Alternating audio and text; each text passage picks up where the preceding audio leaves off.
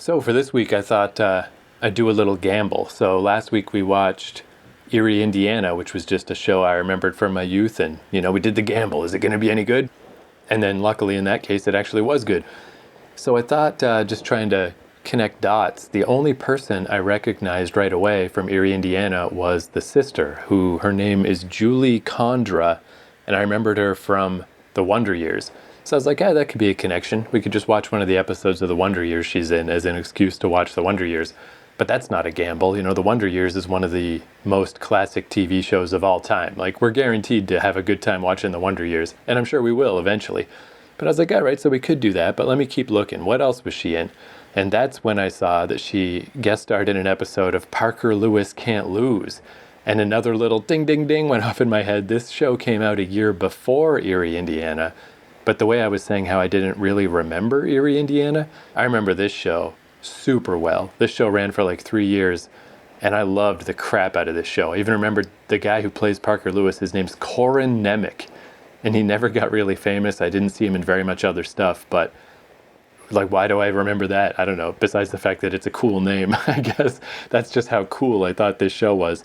So I was like, let's roll the dice again. This is like what you should never do when you're gambling. I should just take the win. We watched Erie, Indiana. It was actually good. I should just take my winnings and leave the casino. But instead, I'm going to double down. Let's watch another show that I liked when I was like 11 or 12 and see if it's any good. And chances are it's maybe not. But that's what I said last week, and Erie, Indiana was good. So you ready to do some gambling? Sure, why not? So basically, Parker Lewis, this is going to sound bad. This is a bad way to start, because I think we've talked about this before. But this is a TV show that was on Fox and was basically based on, what's that John Hughes movie? The Ferris Bueller's Day Off. Yeah. I didn't Yeah. like very much. I do not like it either. I'm a big fan of John Hughes movies, but Ferris Bueller is so obnoxious. Like, he's just the worst written character in the world, where he's just so cool and everyone loves him, and that's the movie. It's like, what the hell am I supposed to like about this guy? He's so obnoxious. Like, I never liked that movie.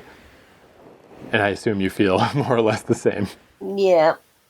I don't even think I watched it all the way through the first time I watched it, and I've got the DVD at home, and I was running out of DVDs to watch, and it was there, and I just can't pick it up and watch it. I just kind of know, I'll put that aside. Yeah, and it's weird because I like John Hughes. I don't dislike Matthew Broderick, the guy who plays Ferris Bueller.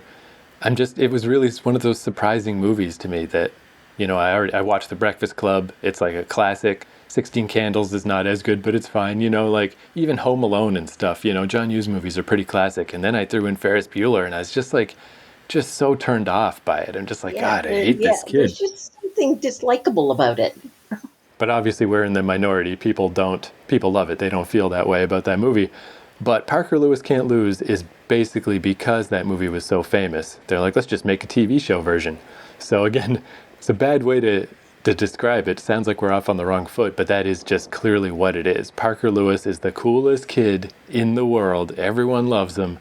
And that's just the whole show. The whole plot of the show is that he is just so cool. So let me give you the quick rundown of Parker Lewis. Parker Lewis Can't Lose is an American teen sitcom that aired on Fox from 1990 to 1993 for 3 seasons with 73 episodes. The series depicts the tribulations of the title character, Parker Lewis, a Santo Domingo high school student for whom nothing is impossible. The series focuses on the teenage lives of its characters and has a cartoon-like quality, though it is live action. It was strongly influenced by the feature film Ferris Bueller's Day Off, and this is where in Wikipedia they say citation needed, which always means like they try to act like a real encyclopedia. So they're like, where's that information from? Is that in an interview? Is that in some behind the scenes? How do you know that? There is no citation. There is no proof. It's just very obvious. It's like all you got to do is watch the show. Oh, that's what citation. I never knew what citation needed mean, but I'd seen it before, but never knew what it meant. Yeah, so basically it should just be like there's a footnote. There should be a footnote there where you can go point to, an article in Entertainment Weekly from 1990 that says, based on Ferris Bueller's Day Off. Maybe they just never wanted to admit it, though, for legal reasons, because there was a Ferris Bueller TV show as well. but it's just so obvious. If this isn't Ferris Bueller, if this isn't a Ferris Bueller ripoff, I'll eat my hat. Parker Lloyd Lewis, played by Corin Nemec, is very popular at school. A smart guy with a penchant for garish shirts and cutting classes. Parker usually has a plan up his sleeve, and in turn, it usually involves outsmarting someone else. Parker's famous for his catchphrase, "Not a problem," which he often says when faced with trouble. Even just, this might be real bad. I definitely know why I liked it when I was a kid, because, yeah, he's the coolest guy in the world. Not a problem, man. But, ooh, this could be bad. And again, there's not much else to say about it. It's just Ferris Bueller. But it kind of, I don't know if you remember the show Saved by the Bell, but it has a bit of that vibe too, where that show would freeze frame and the main character would turn to the camera and talk to the audience and then time would resume. Asides. So that kind of crap happened in Parker Lewis a lot. And Parker Lewis, this show was pretty famous. It's not well remembered now, but they mentioned in the article, musicians, a lot of rappers for whatever reason had raps about Parker Lewis and how cool he was. And I can't lose like Parker Lewis, just crap like that. People just liked it. And this was kind of an interesting note though. Parker Lewis was one of the first shows with fan support on the internet. It was done through an email list called the Flamingo Digest, and several people from the list were invited to the set. And I just thought that was interesting because I don't think I even went on the internet till about 1995 or 1996, and only because I knew people at the university. We didn't get internet at home till at least 1997. So in 1991 or 2, for them to be talking about Parker Lewis on the internet, that's way ahead of the curve. So that's just kind of interesting, but also proof that people did like this show at the time. So the episode that has the sister, Julie Condra, from Erie, Indiana, is Season 1, Episode 3, Power Play. All I know about this episode is the plot is apparently someone comes to school who's even cooler than Parker. Now he's got to deal with that he has a competition. He's not just the coolest kid. There's another cool kid. What am I going to do? So, again, I just picked that episode because it's got the sister from Erie, Indiana. That's the connection. And that at the same time Erie, Indiana was on, I also, I loved Erie, Indiana, and I loved Parker Lewis. So let's roll the dice. Let's see how it goes. Yeah, let's see how it holds up if it's as good. It's definitely not as good. It might be good in a different way, though, but it's definitely not as good. Jill, have you seen my new jeans? I have a date tonight. Sorry, you lose, Park.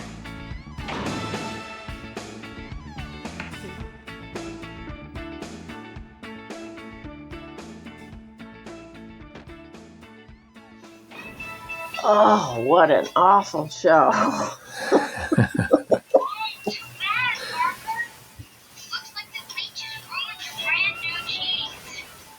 Yeah, so I do think that was, probably not the best episode to watch, because if the whole concept of the show is that Parker Lewis can't lose, that's a weird episode where he's under the thumb of someone else most of the time.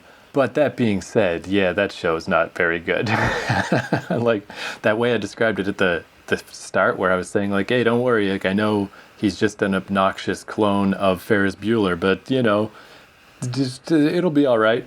But he is just an obnoxious clone of Ferris Bueller. That's exactly what he is. And the other guy was just as bad. Oh. I'll say what I did like about it. What I liked about it is that it's an excellent time capsule of the early 90s. It still had a bit of that 80s visual flair, but the whole sort of Nirvana revolution had not happened yet. So everything was still day glow colors, and even the inside of the school was just weird cartoon colors. But the clothing is great. But you know what? Those colors in the school, I noticed there were a lot of businesses at the time, offices and that had that mauve and the pink. It was very, very popular. I'd forgotten that it was, but there were people who took houses that, there's a law office across the river that had beautiful natural wood in it for the trim, and they did that color, and it was that mauve and the pink. And I remember walking into it saying, "Oh my God, they took that beautiful natural wood color and they painted it those colors." So yeah, and that wasn't the only place. Hospitals and dental offices and that kind of stuff. They were all into those kind of pastel-y shades too, but they're ugly. Yeah, that's one thing I like about going back to, like movies from the 80s or music from the 90s. It's like, we've got what we've got. You can't have more. You can try to emulate it, but it's never the same as like when everyone was just so deep into that time that they didn't even realize what they were doing. Like, I didn't realize till decades later that none of my clothes fit in the 90s. Nobody's clothes fit. And that shows a perfect example. Everyone is wearing shirts that are 2 or 3 sizes too big because that was just cool. And that's what all my t-shirts were like at the time. I gotta say, I don't like that show. I think it's a piece of crap. But if I was a teenager, I would have loved that show. I would have thought that Parker was just so cool, and he's cute looking, and he's just so together, because most people in high school are not. They're just kind of searching for something and finding themselves. But no, he's got it all together. I would have liked that show. But as I an mean, his adult, like, oh God, it's awful. his hair, his hairdo literally looks like an ice cream cone. With a little lick up the front, and it's so coiffed and in excellent condition, not a hair out of place. Even his shirt, that big Hawaiian shirt that he's wearing, looks, for the time, oh yeah, cool. So different than anybody else.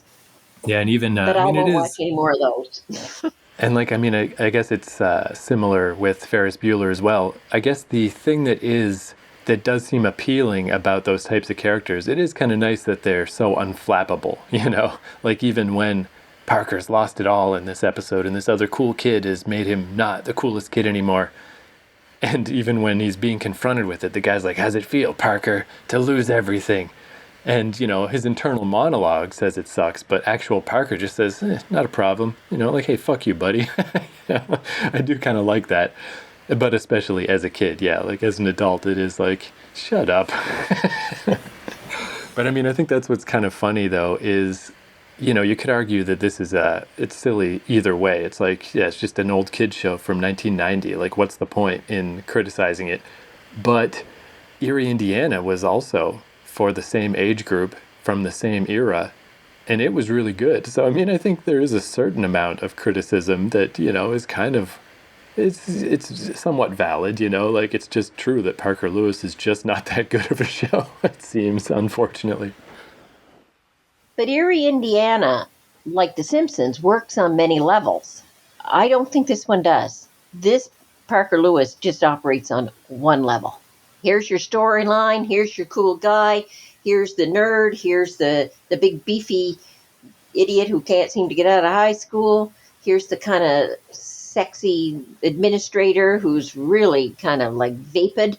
But that's it. There's no deeper levels there. Or I mean, they throw in a whole lot of references to people who were very like big deal musicians and that kind of stuff of the day, but they're just names tossed in there. They're not they've got no coolness to them or any deeper relevance or thought. Whereas Erie, Indiana does. It operates on 2 or 3 different levels, and that's why adults enjoy it so much because it references stuff that they know. It's an excellent show. This one, no, one level. But Yeah, again, as a definitely. high school student, I would have liked this show. And the same with Ferris Bueller. I don't like Ferris Bueller now as an adult watching it, but if I had seen that show when I was, let's say, 14, 15, I would have liked it. And I probably would have forever in my said, oh my God, that was a great show. What a movie that was. But really, it isn't. Well, in a way, I kind of like that. I think why I like Parker Lewis better is because Parker Lewis is more of a vapid show. Like I think that's what makes Ferris Bueller extra unlikable is that his friend is having legitimate family problems at home and stuff, and Ferris Bueller's just like, whatever, man. I don't have time to have thoughts about anything. At least in Parker Lewis, nobody has problems. Everybody's just dumb. But yeah, I definitely had the feeling watching Parker Lewis like it's like skipping a stone across the water or something. Like there were a lot of references. Things happened quickly, a lot of visual panache, and like sound effects and like here's a wacky thing happening and oh hey look over here, but it's like jingling keys. Like it is just to kind of make you not notice that there's not like that is so shallow that there's nothing going on. Because I even think, I mean, again, I haven't seen it in a while, but the other obvious comparison is Saved by the Bell, because the school looks the same, the clothes look the same. Even the main guy, Mark Paul Gosselaar, is just another Corin Nemec. He's just another blonde guy with cool hair. But I'm pretty sure, if I remember right, Saved by the Bell at least had some attempts to be about something, and it's very clear Parker Lewis never did and never would. You didn't Saved by the Bell bring up a few issues like teen pregnancy and drugs and Yeah, although it's mostly people make fun of it these days, though. Like there's this one girl who is, she gets addicted to amphetamines, to help her study, and she's dancing and so excited, and she just starts crying. I'm so scared, and now everyone just posts that clip online of like, man, TV shows used to suck. so I'd say they tried and failed, but at least they tried, But yeah, I mean, I guess that's the thing is like Parker Lewis, like I was saying, I did remember this show a lot more than Erie, Indiana. And I mean, this is what I remembered. It's not like I'm surprised or anything. This is the show. So yeah, I think that is kind of the final verdict, is just like, try to be 12 years old and then you'll have a great time. Other than that, it's probably too late, too late to go back. See, and I remember this. I never watched the show. I never saw it. But I remember this show. I remember the name of the show. Whereas Erie, Indiana, I had never heard of before. Yeah, and again, like this show was way more popular, those internet guys, and it ran for 3 whole seasons and stuff. Yeah, I never really did figure out what happened with Erie, Indiana. Like, it does seem like, because again, like I was saying, how with most of these shows, we get to that part where there's the, why did it get canceled? And Parker Lewis has that part. It has the big article about like they changed the name just to Parker Lewis in the 3rd season. They tried to take away some of the wackiness and ground it a little more, and like they were trying to do things to have it not be canceled. Same story as every show. But not Erie, Indiana. I don't know. Like that one is just, the tone of the article about it really just seemed to be that they didn't even try to make more. They just made 1 season and they were like, all right, fait accompli, let's move on. And I mean, maybe that is what happened. And I mean, maybe that is partially why it's good, similar to that British philosophy, like just make a show and don't beat it to death. Don't run it into the ground. And sometimes you get, like, they actually had kids who were age appropriate in that show, and maybe those kids were aging out.